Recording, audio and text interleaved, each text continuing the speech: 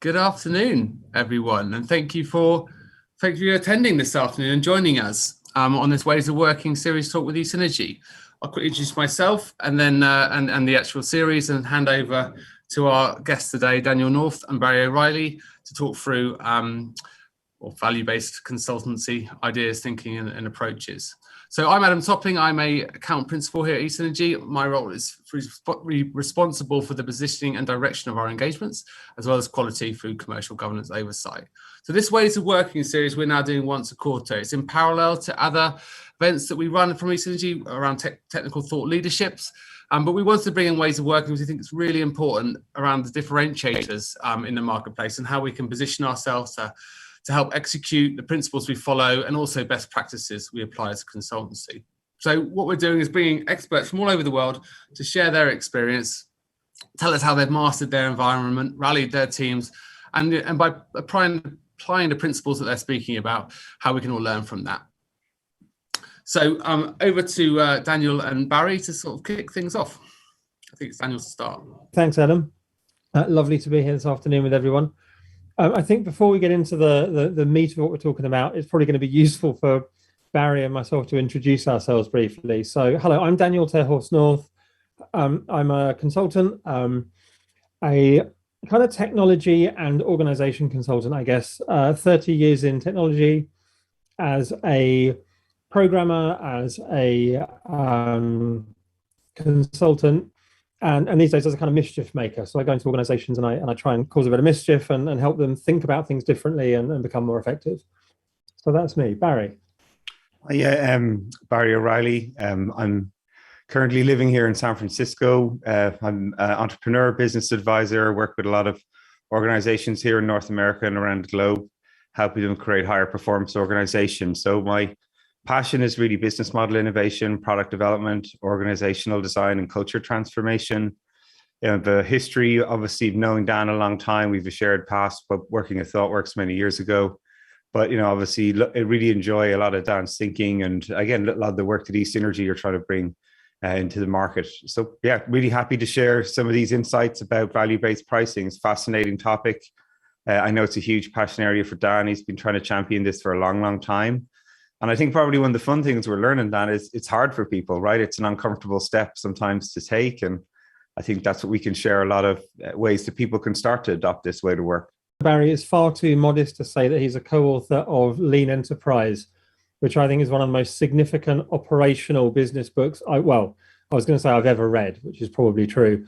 The specific problem, and I'll tell you why, Barry, the specific problem it solved for me is this. As a consultant, I talk to clients and I want to talk to them about Ellie Goldratt, the goal, flow, theory of constraints. I want to talk about Don Reinertson and principles of product development flow. I want to talk about, Donella Meadows systems thinking, and I have all these, and then I end up dumping this huge reading list on them.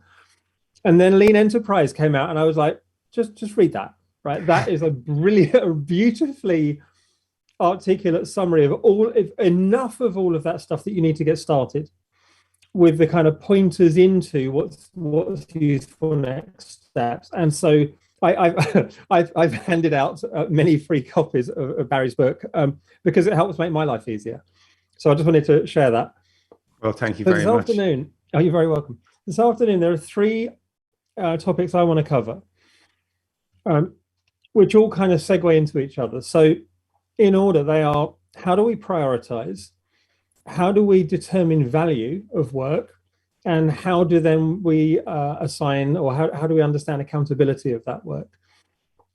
So the reason for that sequence is this: we can't assess the value of something without understanding our priorities, and we can't talk about how we allocate accountability until we've understood the value of what we're working on. Here's a quick example. How valuable is a glass of water? Okay. We might put an amount on it. We might think, how much would we pay for a bottle of bottled water or something? We say, okay, a glass of water, sure, that's what it's worth. What if I say I've just been crawling through the desert for 2 days, and you've got a glass of water? How much am I prepared to pay for that glass of water now? And what's the value of that glass of water? If I say to you now, I've been crawling through a desert for 2 days, and I'm now hanging off a cliff by a branch by my hand, Suddenly the glass of water, however thirsty I am, is not a priority for me right now. Not hanging off a cliff is my priority right now. So we need to think about these things in that sequence. And my goal is to have, excuse me, I have a small yappy dog who's very opinionated. So my goal is, or our goal really, because Barry and I chatted about this, is to give you 3 tools, if you like, 3 things you can take away and use and try out, which will help you on this journey. So prioritizing, and this is the only slide I have, it's not even a slide, it's a picture. I deliberately didn't want to use slides this afternoon. So I want to share with you a wonderfully simple and powerful model for thinking about prioritization called the purpose alignment model. So it looks like this. So hopefully you can now see a picture on your screen, which is a quadrant diagram, because we love our quadrants. And the purpose alignment model, a chap called Neil Nicolaisen came up with this, decades ago. And I find it enormously useful. Well, let me introduce it and let me tell you how I've been using it. So on one axis, you have how critical something is to your business, from low criticality to high. And that is, if you lost this thing, would your business continue to operate? Okay. And on the other axis is how much of a differentiator this thing is for you. And what Neil Nicolaisen does is, in each of these corners, he gives them labels, and the labels are fantastic. They're very visceral. They're very accessible labels. So let's start in our bottom left corner. And of course, we're always going to end up in the top right because that's the good one. Let's start in our bottom left corner. This is work that is non-critical and non-differentiating. So this might be, reporting and just internal stuff that needs to happen, BAU type of things, where if we drop the ball, it's not the end of the world. You know, if we don't have a particularly great solution, it's not the end of the world. It's not differentiating. If you go into any bank, they're all doing this. If you go into any insurance firm, they're all doing the same as all the other insurance firms. So non-differentiating, non-critical work. And his strategy for this is, who cares, right? Hack it, do something, do it in Excel, write a script, whatever it is, just make it go away. Moving across to the right, then we've got the things where it's critical but non-differentiating. Your email system. If your email system goes away, you're in trouble. But no one, unless you're an email company, no one's writing an email system. Payroll, HR systems, right? No one's going to say, "Oh man, I really want to go and work with eSynergy because they've got the best payroll system," right?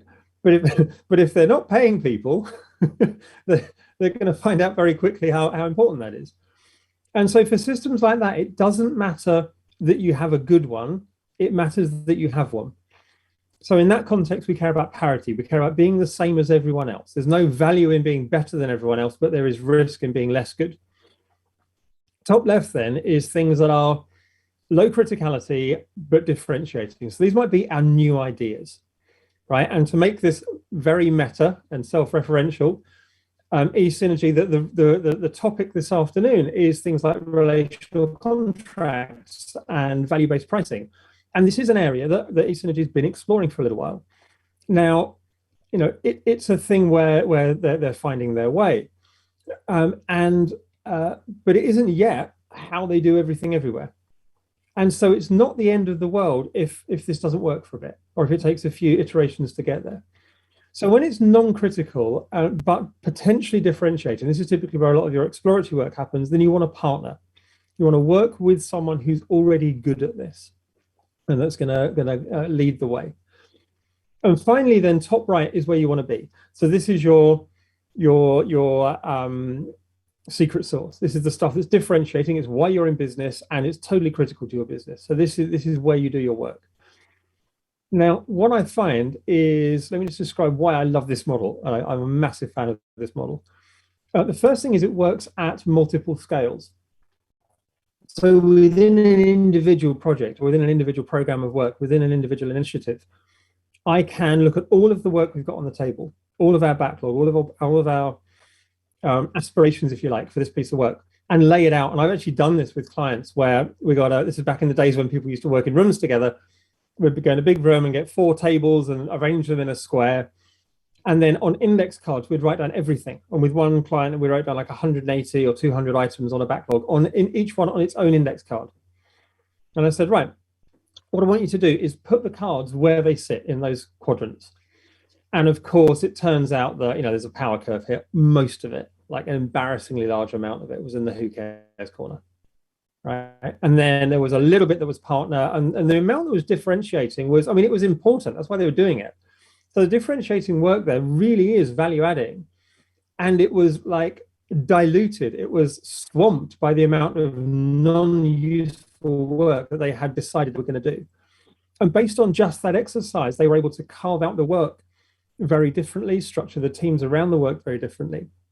But you can also, and this is now at the sort of Barry level, if you like, I tend to work inside teams, programs at the kind of typically hundreds, thousands type of scale. Barry's at the kind of portfolio C-suite at the thousands to 10,000s to 100,000 scale. You can look at your entire portfolio, your business portfolio, and lay that out in a purpose alignment grid. And it is really, you don't need to say anything, right? You just let the exec team lay it out on this grid, and then you facilitate a conversation. And the conversation usually goes along the lines of, how can we get rid of all of this work? I think this is fantastic, Dan. I think, and I love the structure of focusing around this idea of prioritization, value, and accountability, right? I think helping people understand what's really unique to their business and where they can actually differentiate. It's such a powerful word as well. I think when you get into the into the realm of business, like what makes you different from somebody else? Where are you going to compete, do things differently? That's going to give you that advantage. And everything you're echoing. I experienced myself working with a leadership team at Capital One here in the US about 6 years ago, right? And they were one of the first companies to make this bet on the cloud. When most people were saying public cloud was too dangerous, don't go near it, they were sort of doubling down to realize if they wanted to build products faster, if they wanted to be able to iterate their businesses quickly, they were going to have to start becoming a technology-led business and have a talent transformation that actually goes with that. It's not just technology for technology's sake. They want to actually have more talent come in. So that they were one of the first companies actually to start betting on public cloud or offering everybody who cared the opportunity to go and get their AWS certification, right? A hugely valuable artifact actually to go and create. Again, the funny thing about even getting an AWS certification is that AWS released features faster than the training can keep up with. So even if you get the cert, it doesn't really matter. The learning's all on the job, right? But what they created this culture of was that if you were given that opportunity to better yourself, there was a responsibility to start coaching other people how to use this technology in real. So they started building up their own communities of practice and differentiating themselves in terms of their talent capability and the technology they were starting to bring to market. And that was everyone from the CEO and founder, Rich Feller, talking about like why these things matter to the company, why they were looking at outcomes. And this is a nice sort of lead into, I think, your value piece as well, is once they started to know how they wanted to differentiate, they started setting business outcomes like we want to see a 30% increase in customer reinvesting money with us in the bank. So if $100 comes into the current account,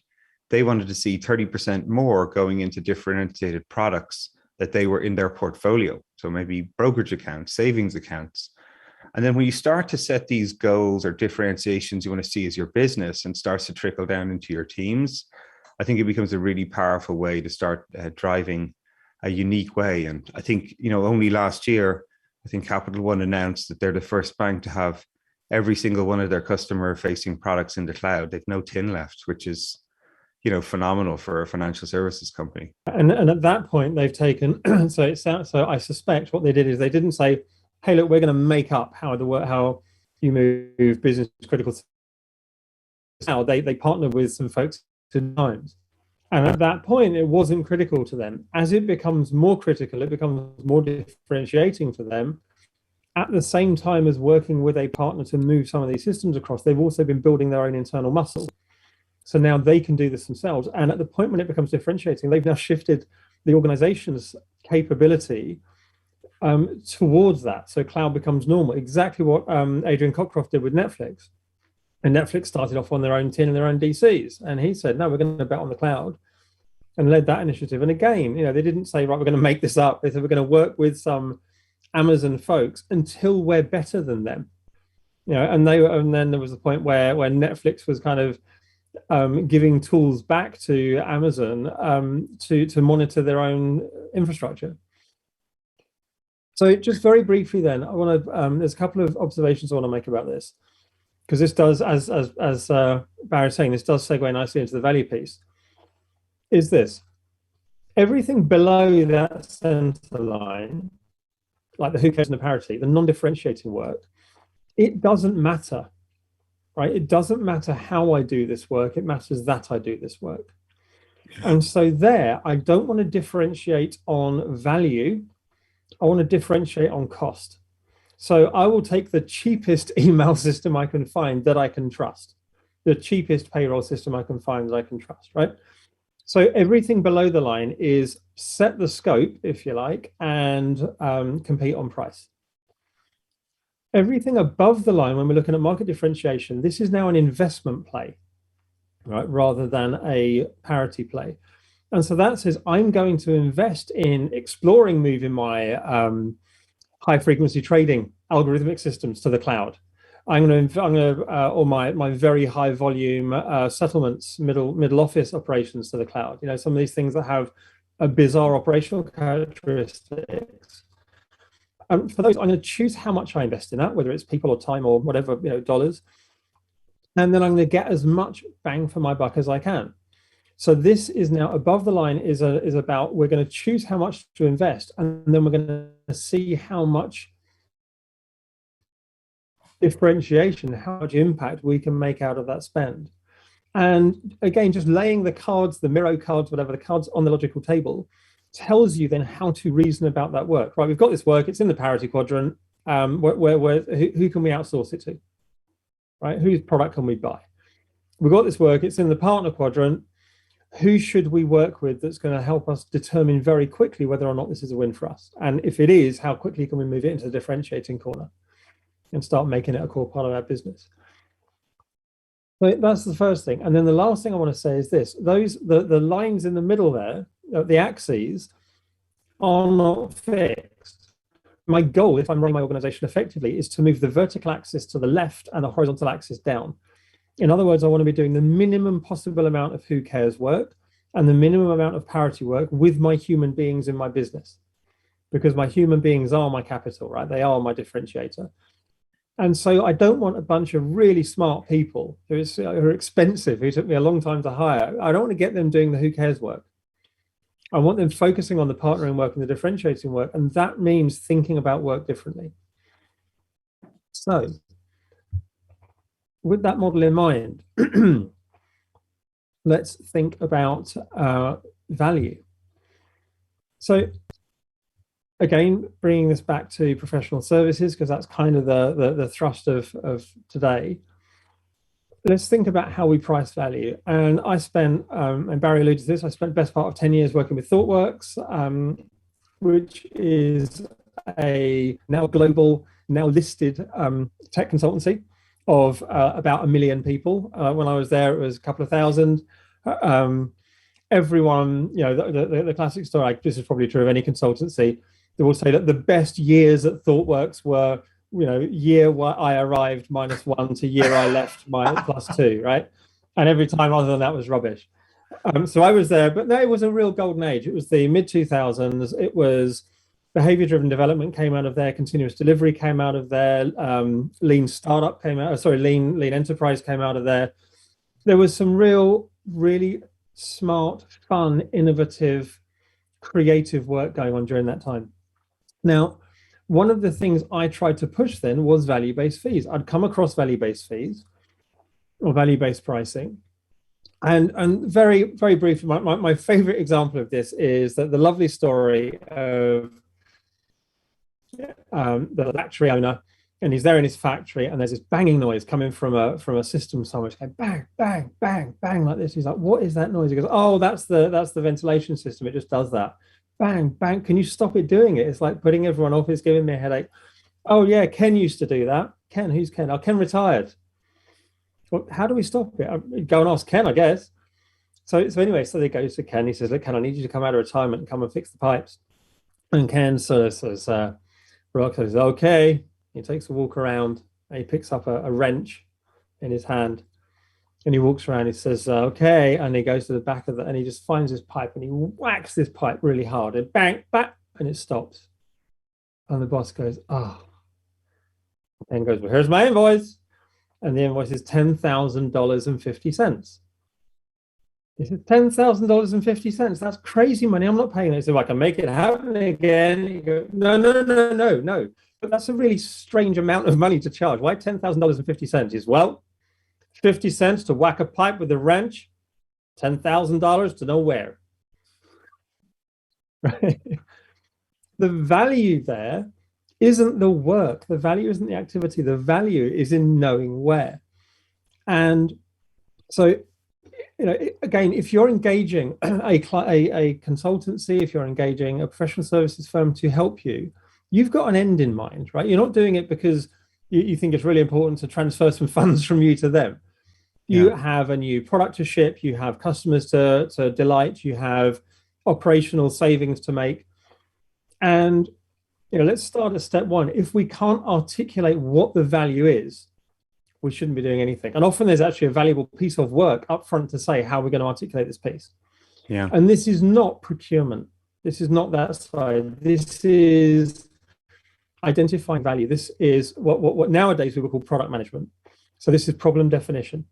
So for instance, we might say, okay, right now it costs us $4 million a year to process all of our settlements. And we think it's a $500,000 problem. We're not going to get there overnight, but let's see if we can shave $1 million off that over the next year, and then another million over the next year, and then another million. And let's just see if we can just step it down over the next few years. Right. You've now got a really good articulation of that first year's problem. We're going to save $1 million a year in our OPEX without any adverse circumstances. Because I could just save you $1 million by just sacking a load of people. That's easy, right? Or shutting down a part of your business. That's not a very sustainable model, because now we're going to cause all kinds of problems elsewhere and it'll end up costing you more, right? That's why you have those people. So we need to think holistically. And so you hire Barry. Barry comes in with a wrench, right? He comes in with a wrench and 30 years experience, right? And so you say, well, Barry, how are we going to save this $1 million? And he says, you're going to do this, this, and that. And it might take him a day to describe that to you. It might take him working with you a few months to get those initiatives underway. And it might then take a bit of light touch kind of, how are we doing, leading from the rear type of thing, firm hand in the back, for the next few months to make sure everything's on track. That's $1 million worth of value Barry just gave you. And he wasn't on site a lot. And you say, well, okay, and so Barry might say, do you know what? I'm going to charge you 10% of that. I'm going to charge you 100K. I'll charge you $100K for $1 million out of $1 million of free money you didn't have, right? If this doesn't work, you don't pay me anything. Yeah. And so value-based fees or value-based pricing is understand the value of the problem, agree the proportion then that we think is reasonable to solve that, and then we track it. We track it like adults. Now, let me just set context here. The vast majority of these, of any engagement with professional services or with any vendor, tends to fall in one of two places. It tends to fall as either fixed cost, and in a fixed cost world, the vendor is carrying all the risk. Now, if it takes twice as long, then it's still the same fee. And or it's time and materials, T&M, where the client, where you carry all the risk, right? Because if it takes twice as long, you just keep paying. And there are entire consulting models around what they call land and expand, where the more bums on seats I can get, the more money I make. And I used to get in trouble at ThoughtWorks. I can say this now, it's long enough ago. I used to get in trouble because the model was, let's see if we can get some folks in there. And not irresponsibly, but we think we can get a reasonably large team in there because it's a reasonably difficult problem. And I might, Barry and I might figure out that we could actually knock this on the head with like half a dozen people in a couple of months, if it's the right half a dozen people and we get to hit the right pipe. And so that's what we're pitching. And I was getting in trouble with some sales folks. Felt like, we don't do. And so value-based fees kind of sit somewhere in between that. So if rather than thinking of this as two fixed points, think of it as a scale of risk. So one end, at the fixed price end, the vendor's carrying all the risk, or the supplier's carrying all the risk. At the T&M end, the client is carrying all the risk. With value-based fees, we get in a room, we agree what the work is worth, and then we can have what are called shared risk and reward contracts, shared risk and reward engagements. And Mary Poppendick, one of the great kind of lean, agile folks, she's written some great stuff about this. So the shared risk reward, let's say we think we can land this thing by June. 15 people team working with the client, we can land this by June. We all think that's realistic. If we get there early, it's because we were awesome, right? Because the wind was in our favor. And so we share any of the goodies. Let's say we're going to put a product live in April, right? Well, that's 2 months, 3 months of free money. Well, let's just split that down the middle. Let's all go out and party. Likewise, if it's not, if we get to May and we know we're not going to be done in June, we know we're looking more like August, well, we share the pain. And maybe that is we work at a reduced rate or something. So as the consulting firm, I don't want my people on the ground at half rate. That's not really smart for me. And as the client, you don't want to just be paying people. Yeah. And so everyone's facing in the same direction. I'm going to pause now, let Barry get a word in, and then I want to talk a bit about how we structure those contracts, how we structure those engagements. Yeah, no, it's great. It's great setup, Dan. And I think it's just like a true reflection of how the industry works, right? It's sort of a binary option. You either go fixed and so one side takes all the risk, or you go time and materials and the other side is bearing most of the risk. And again, I think what's really fascinating about this approach is it's a forcing function, first of all, for people to actually put a value on what they think work is worth, right? Instead of saying, oh, we want to build a mobile app because, I don't know, our competitor built a mobile app. And I've got budget and I might want to spend it. You're actually forced to think about what benefit this brings to the business. And again, it's nice play on the model that you shared earlier about, well, what's going to truly differentiate you, because that's really where you want to be making these sort of investments. Times when you go to work with companies and you ask them, what outcomes are you looking for? What benefits do you think that this could bring to the business? Very rarely, I'd say 1 in 100, you'll hear teams quantified in financial terms, right? They'll talk about, happier customers will be more productive, but still they won't even quantify things like what more happier customers, a 5% movement on your NPS score, a repurchasing rate of new products going up by 25%. Like getting people really crisp and quantitative about what success is just not, it doesn't happen in the industry. And again, this method forces people to start writing things down and coming up with models that articulate like value, ideally in performance improvements or financial terms if you can. And that's a really powerful exercise to like build that muscle. And then when you get to these sorts of notions then about what something potentially could be worth to your business on an annual basis, an ongoing basis, cost savings or revenue creating, that's when it gets really fascinating to say, well, what percentage would you bet to go after that? Like if it's $1 million upside, how much would you put 10% on the table to go after that? 20%, 25%? Like what would you spend to try and potentially get that return? And again, that becomes this fascinating sort of probabilistic based investment on product development, right? Would you pay 20% or 200 grand with the chance you could make $1 million back a year? And that's again managing risk as well, right? Relative to the upside, what's a small investment you could make to start seeing if that $1 million is true, if it's worth going after, right? And I think that's again another powerful way to start exploring uncertainty, exploring opportunity in a calculated way, right? And honestly, when I sit down with CFOs and start talking to them about this, they're like, hell yeah, that's the way I want to run my business. I don't want to sit there and look at these massive requirements documents that I have no idea what the actual deliverables are, when output will be shipped, and then tell me how much it's going to cost and promise that there's a return after 4 years, right? It forces people to be innovative, to come up with novel ways to start actually generating the benefit that they're looking for quickly and see and test hypotheses about what could grow their businesses. Again, another great example in the banking space, one of the companies I work with in Asia are really struggling because they've a notion of super apps in Asia. So applications where you can pretty much do everything. Call a cab, order your shopping, text your friends, pay people money.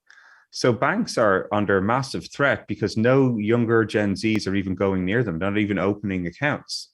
And that's a leaky bucket for them in a customer perspective. So how do they start coming up with ways to start targeting these segments to getting them into the financial service system that they're responsible for?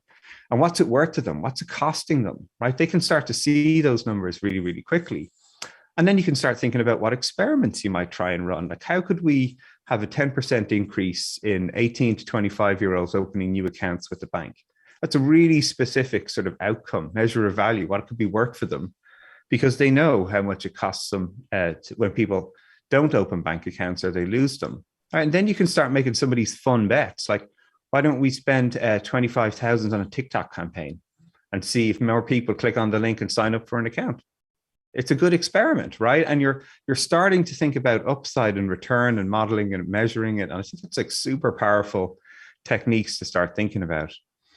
And the big point here, though, Dan, I think what you're alluding to as well, is the most powerful part of all of this is shared incentives, where everybody, and I think Dan's example as he was sharing about the team, understanding if they come up with a hunch that they can deliver it by June and they finish early or they finish late.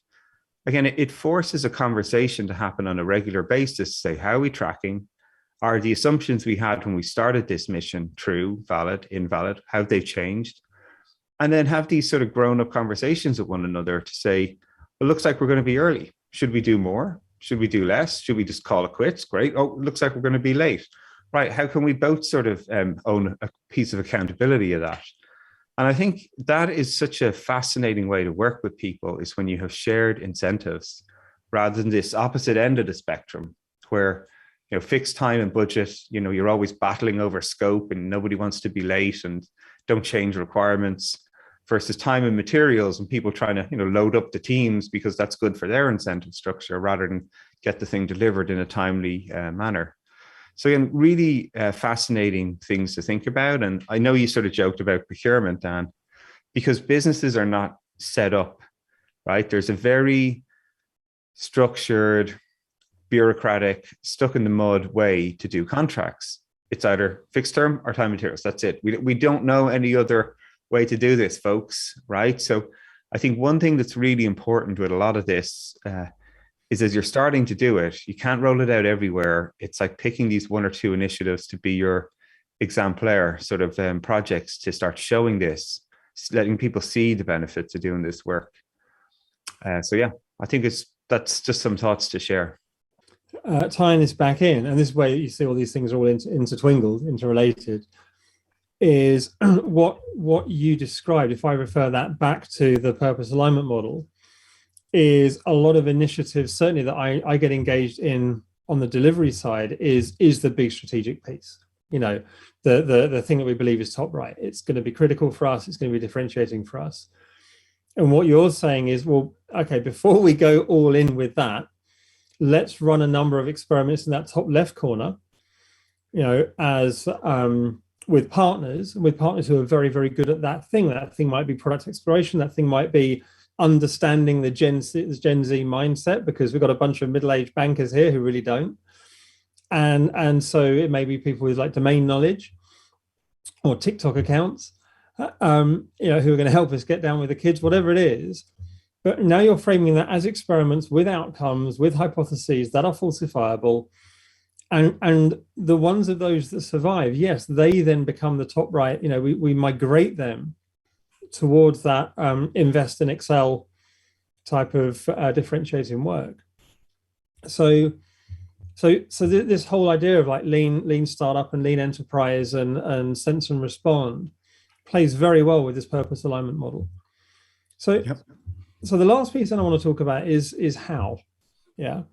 So we've talked about prioritizing purpose alignment. We've talked about value-based pricing, understanding the value, and I've done this. So the kind of the epilogue to this is when I left Thoughtworks at the end of 2009, and then 2010 worked for a trading firm for a couple of years, went independent in 2012. So for the last nearly 10 years, I've been independent. And I tried this. I thought, well, it's only me at risk, right? If this doesn't work, it's only me. And or at least it's only this one engagement, and other work will come along, hopefully. So, and I tried this. I said, right, I'm not going to charge by the hour. I'm not going to have a day rate. But I'm also not going to, we're going to agree a fee. We're going to agree what this, maybe it's a workshop. What do we think this workshop is worth? What dial will it move? What do we think this talk is worth? What do we think this piece of work where I'm going to come and work with your leadership team for a period of time is worth to the business? And the model I use is a kind of systems comparison model, if you like. So you imagine the world in 6 months or a year or whatever it is time, where we've got two companies and they're identical, except that in one of the companies, Barry came in and did some stuff. And now let's take a look at those companies 6 months later. 6 months later, because Barry did that stuff, company, instance one, the left trouser leg of time, has a new product in the market. It's the right product because they iterated and they got it wrong 7 times and they cracked it on the 8th and they've gone large with the 8th and it's doing really well right now.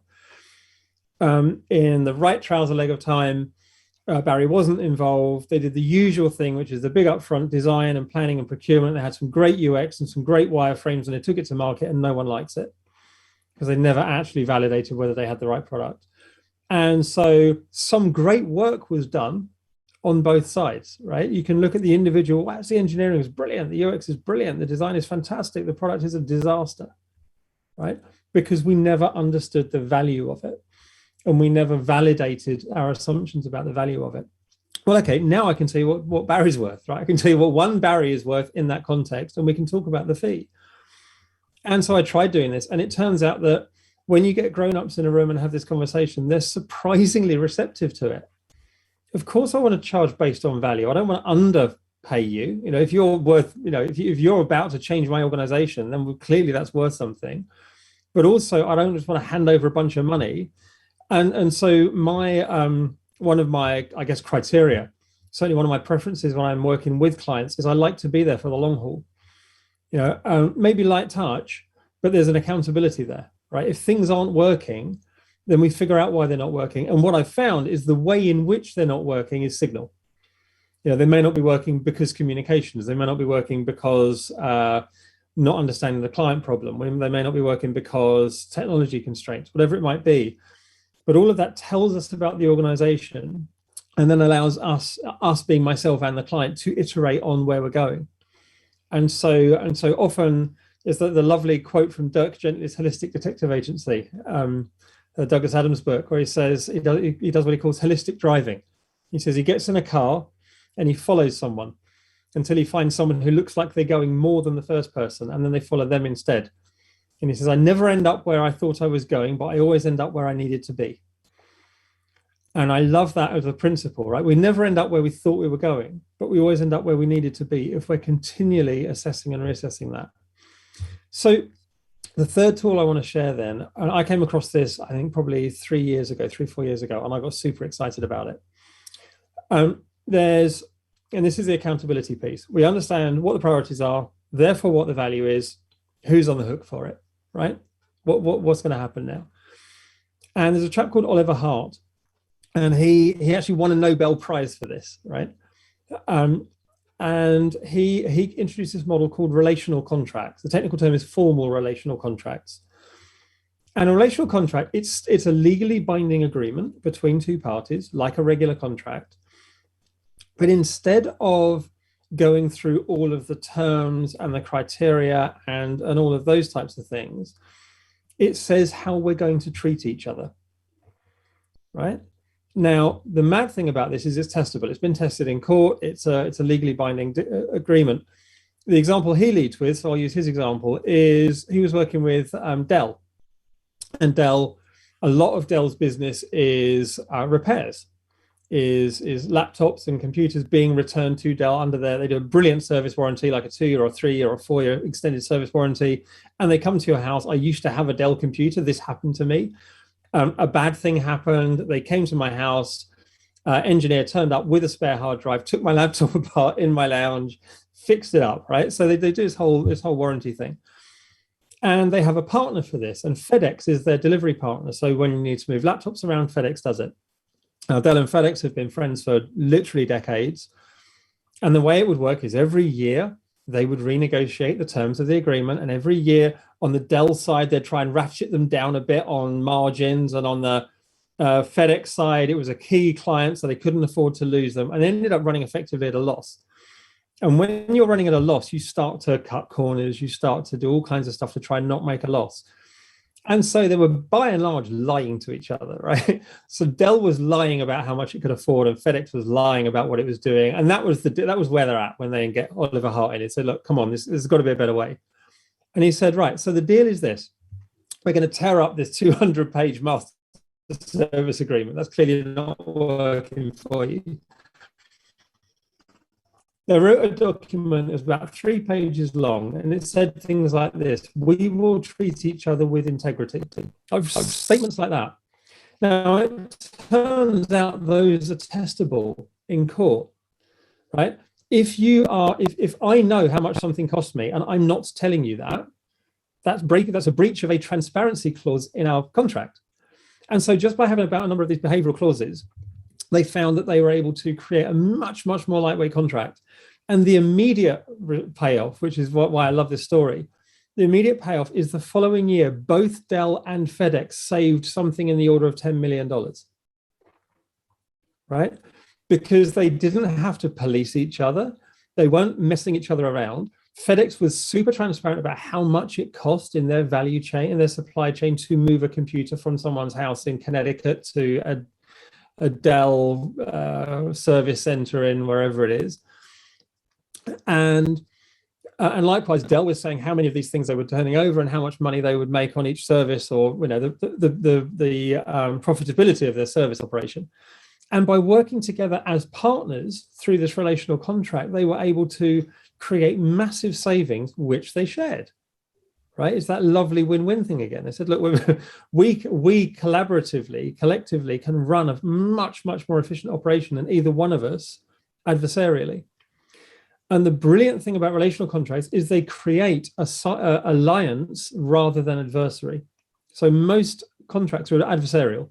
I assume you're going to stitch me up. You assume I'm going to stitch you up. Therefore, this is what's going to happen when we do. Whereas a formal relational contract assumes we're on the same side with the same goal, and it says how we want to treat each other. And so let's just tie all this up. So purpose alignment tells us what our priorities are, how we want to engage with the work we've got or the work we've chosen, including very iteratively, including experimentally, including hypothesis-based, including all of those wonderful canvases. Value-based pricing tells us how much we think we should be spending on that work. And that allows us to create a collaborative view on the value of that work. One other very quick example from my ThoughtWorks days, we had a client there where there was a team, it was a great team, it was a great project, and it was a really interesting piece of work, and there was no way on God's good earth they were going to hit this deadline. And it was a business critical deadline. And we'd all gone in with the best intentions, and it just mushroomed, right? And so we're sitting there, we're having the really awkward conversation, like, what are we going to do? And the client said to us, do you know what? I think we can do about a third of what's left and achieve our business outcome. And it's back to Barry's outcomes, right?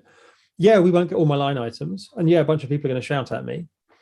But we are going to achieve the outcome by doing about a third of this work. Can we do a third of this work by that deadline? Yes, we can. Team went hell for leather, delivered the third of the work that got them over the line. They got the outcome they wanted, and everyone declared it an outrageous success. So when you're on the same side of the table, pointing in the same direction, pushing in the same direction, it's astonishing.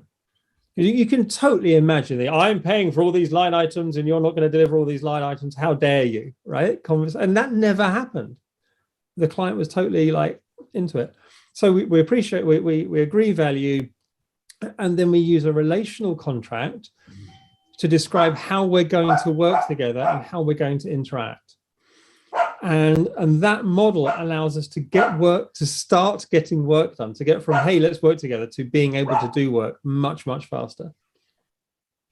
Yeah, no, I think it's great, Dan, right? Like, I think great example in stories as well, right? Because I think I agree with this notion as well. Like, so many contracts can often be written from the, plan for the worst, expect for the worst, right? Rather than positive intent, and then be, guided, through believing that people are going to act in a positive manner, right? And again, when you really open up to like the outcomes that people are trying to drive, understand exactly what some of their constraints and challenges are, and those are all on the table, that information is available to one another, you're going to make better decisions, right? And I think the Dell and FedEx example is a great example of that, right? When you're sheltered and you're holding things back, or you're not giving people the full picture, they're going to make suboptimal decisions. Versus when you're open with folks, everyone understands what the challenges are. The communication is open as you're discovering new opportunities, as you realize you've actually accelerated in places you hadn't anticipated. Right, but it requires a type of dialogue that most folks are not accustomed to, that are used to having. They're coming from the sort of scarcity mindset or the protect myself mindset, rather than seeing it as a exploratory work that you're learning together on. Right, that's what software is. Like, very rarely do we know what the answer is when we begin. It's a knowledge process. By actually doing work, you discover what works and what doesn't, and that's what guides your next steps if you're doing it well. Right. And so I think there's a lot to be said about companies trying to shift that as a cultural piece as much as anything, because it's not natural to a lot of companies. And the support systems like procurement are not designed to support it. The legal teams have not seen contracts designed like that. It's unfamiliar to them. So, these systems are set up to block this type of work, actually. So it's very interesting, again, when companies start to explore this path. I'd always be encouraging folks to start small, do it with a small project. What maybe one of these areas in the sort of purpose alignment model that you could see as a partner, where you want to explore with people who've worked in this way or interested in working that way, and do a small experiment, right? Because if you get this right and you could start to incorporate that approach into your company, you're going to see massive savings, like the example at Dell and FedEx did. But you can't just sort of jump straight there and have your whole portfolio suddenly working like that, because that's just chaos. It's too unfamiliar to people, right? So I think that's one of the things that's really important with this, as you start to trial it, is do it on one small initiative, right? Like a Capital One, we didn't get everybody to sort of start deploying to the cloud at the same time. They're very targeted about one or two teams that could be your lighthouse, your pilot, your first sort of shots at this, and start showing people a different way of working, because they need to see it to believe it. And it's hard, but I think that's one of the things to be really conscious of as you go down this path. Right, and I just want to bring this back round to Adam and eSynergy. So, in fact, the way I met eSynergy, I got talking to Patrick, the founder, co-founder of eSynergy, about exactly this. And he said, he got really excited, like I got really excited. He said, this is a really cool thing we're going to do. And so he said exactly this. So he's got, essentially has a bunch of long-standing clients, high trust, great track record, all of that stuff. And they have relationships that are at a senior enough level. And they're saying, well, let's try this. Yeah. Let's try the next piece of work we do. We won't bill for the teams or the person days or whatever it is. We won't have like a run rate. We will agree with you what we think this work is worth. We will come up with some kind of value-based engagement. We don't know what it's going to be yet. We're figuring this out. And some of the clients are saying, yeah, we're prepared to try this. This sounds interesting. They're saying, right, we're going to start with a relational contract. We're going to tear up the MSA, relational contract, be excellent to each other, right? And let's see where it goes. And what they found, I hope I'm not stealing Adam's thunder. I'm going to hand back to him now. What they're finding is that a surprising number of folks are receptive to this, because, as you say, yeah, it's a risk. It's uncertainty. It's not necessarily a risk. It's an unknown. It's new, but the potential upside is enormous. That's it.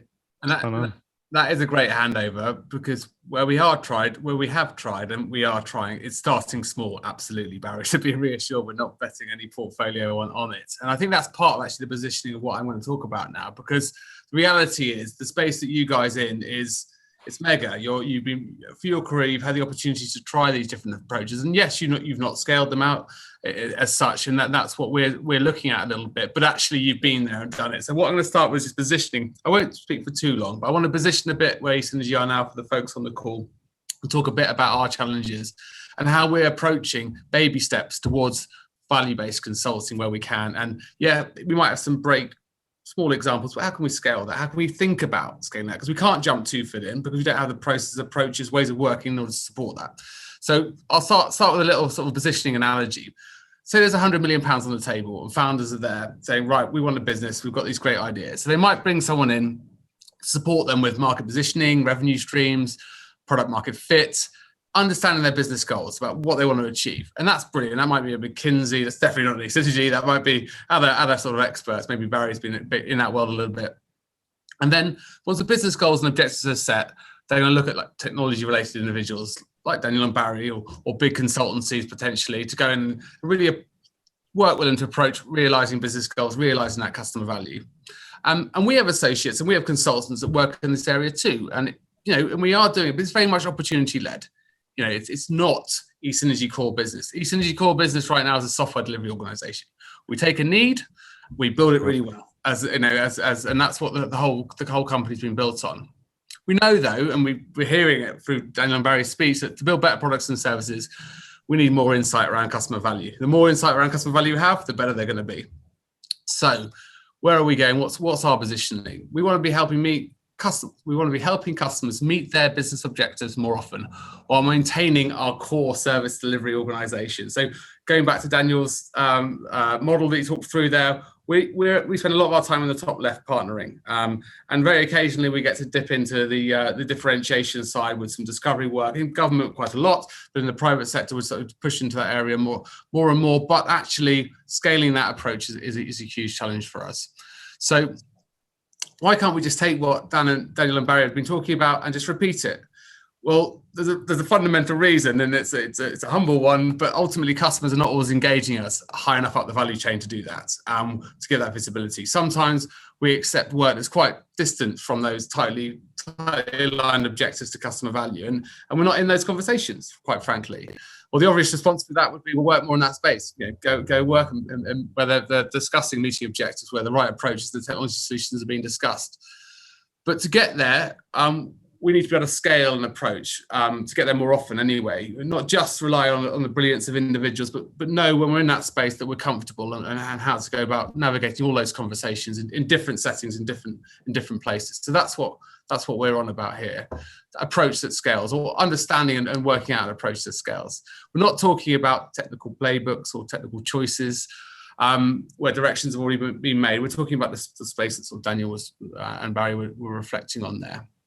So what we're doing is trying to build a framework, and that hopefully will enable us to institutionalize certain ways of working, connecting us back to repeatable approaches within client landscapes. And how we're going to go about that? It's a normal way. We're going to spec adapt and improve that framework over time. We've got certain levers we think we can pull on as a sort of delivery organization.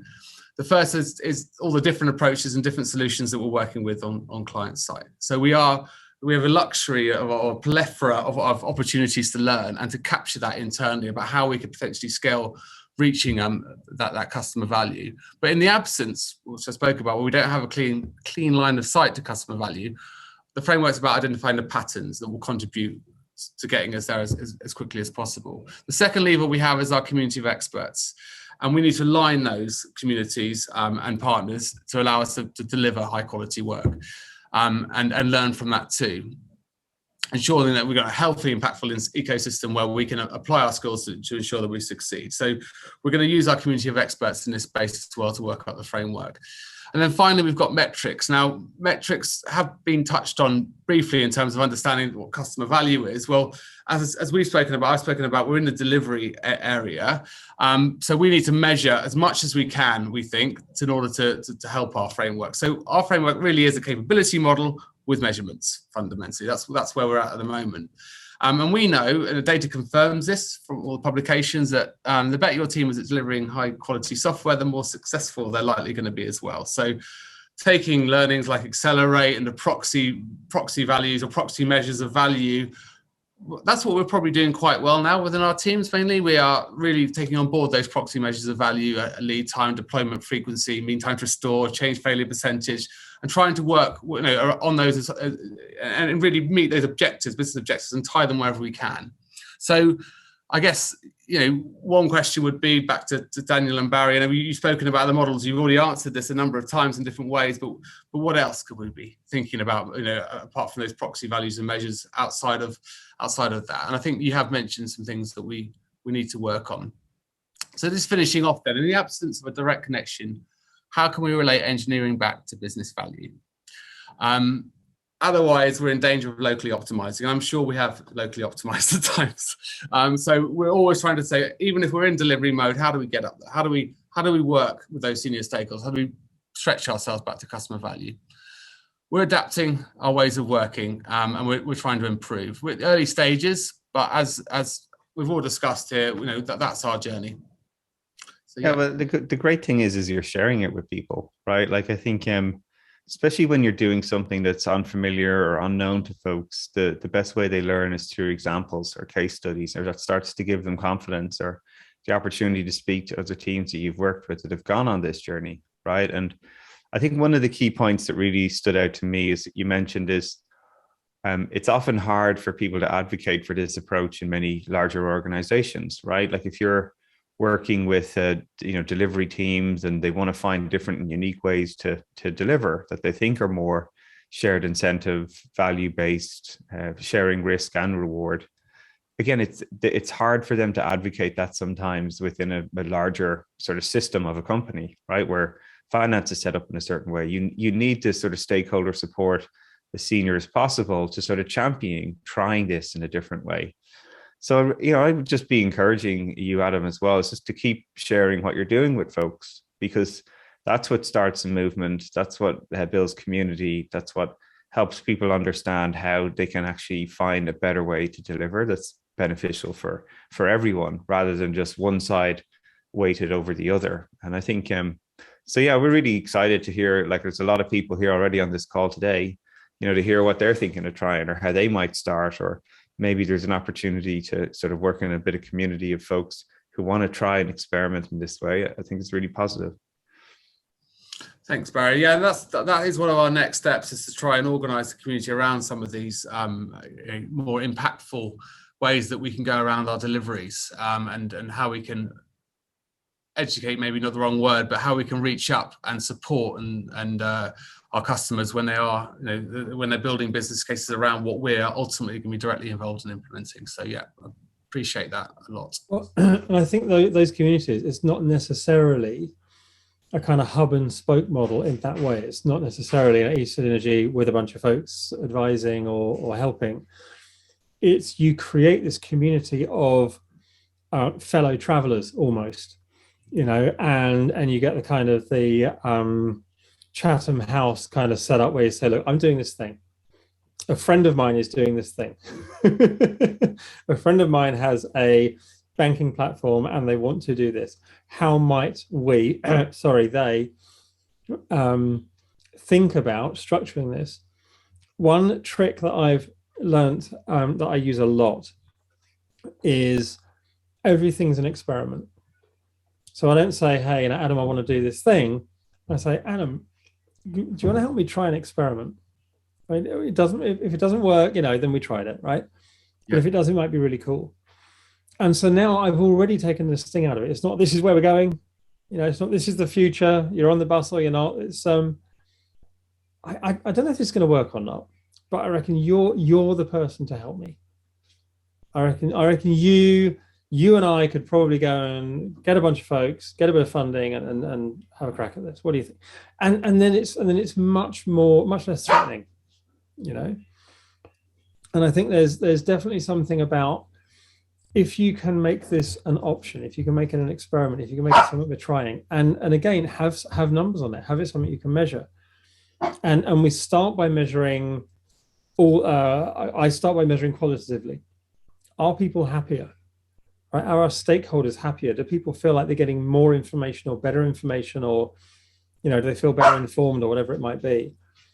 And then you're going to get the hard numbers, but the hard numbers are generally going to be trailing indicators. Yeah. Right? So if we can get to a stage where people are just clearly having more fun, or finding this a better way of engaging than the other way they engage, then you're going to start building allies and building alliances. And that community thing that you're talking about is a great way to build those alliances. They don't need to be inside your organization. They just need to be other people like you trying this in different places. No, that makes a lot of sense. And as I say, yeah, we are definitely not looking to drive this. We're trying to facilitate something. So for sure, I look forward to sharing more. Oh. Well, we're coming up to 5 o'clock now, so thank you all for coming on. There wasn't much time, I'm afraid, for questions at the end, but I don't think there are too many. But that was so insightful, Barry and Daniel. Thank you so much for your time and your input. I really enjoyed that, and I'm looking forward to updating you and hearing more next time. Thank you very much. Cheers, Alan. Thanks, Dan. One thing I would just say quickly is, so there's 3 kind of core resources there. There was the purpose alignment model, there was the relational contracts, and there was the value-based fees, value-based pricing. What we will do, eSynergy will, whoever's on the call, will distribute some kind of pointers to these things. I'll make sure that Adam and the gang have some useful references for these for anyone who wants to follow up. Brilliant. I'll be first on that list. Thank you, Dan.